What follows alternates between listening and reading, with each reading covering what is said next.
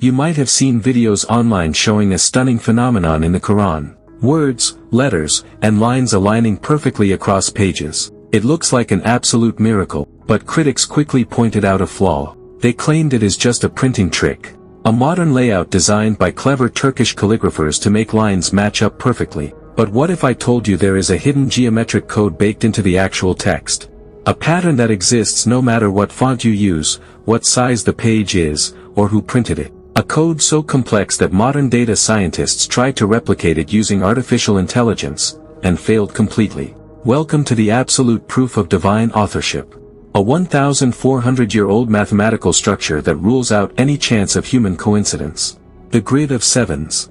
Let us start with the first chapter of the Quran, Surah Al-Fatiha. It is recited by billions of people every single day. It consists of exactly 7 verses. But look closer at how those verses end. Every single verse in this surah ends with one of 2 Arabic letters, either a mim, m, or a noon, n. Let's count them together. Verse 1 ends in mim. Verse 2 ends in mim. Verse 3 ends in mim. Verse 4 ends in mim. Verse 5 ends in noon. Verse 6 ends in noon. Verse 7 ends in noon. That is exactly 4 letters of mim and 3 letters of noon. Together, they make 7 ending letters. But it goes deeper. If you count the total number of times these 2 specific letters appear across the entire surah, the number is always a perfect multiple of 7. In the Arabic al-Shari numerical system, where every letter holds a mathematical value, the combination of these patterns forms a perfect geometric matrix based entirely on the number 7. No matter how you print Al-Fatiha, change the font, or write it on a napkin, this code remains unbroken. The mirror code. If you think a short chapter could be a fluke, let's raise the stakes. Let's look at the longest chapter in the Quran, Surah Al-Baqarah. It contains 286 verses, revealed over a span of several years, completely out of chronological order. In literature, there is a legendary, nearly impossible structure called ring composition.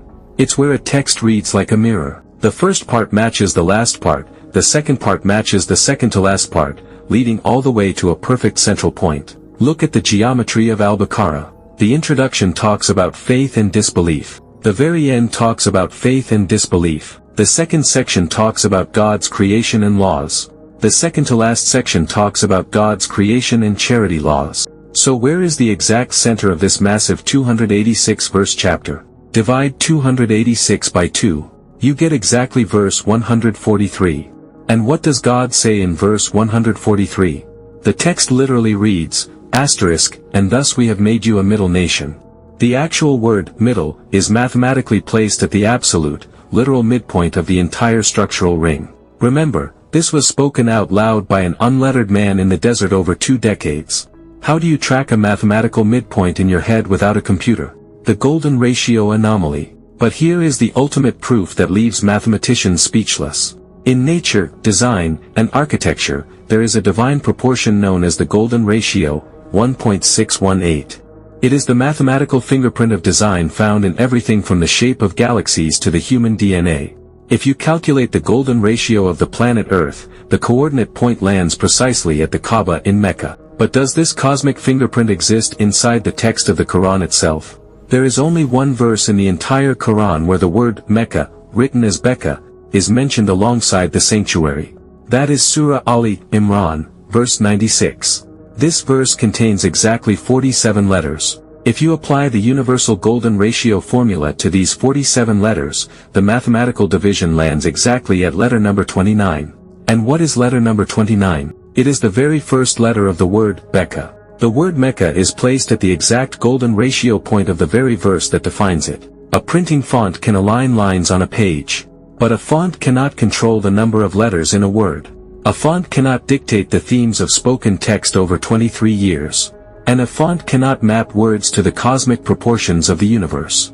This isn't a human layout trick. This is an unbreakable, built-in structural seal. If this blew your mind, hit that subscribe button, leave a comment with your thoughts below, and share this with someone who needs to see the absolute truth.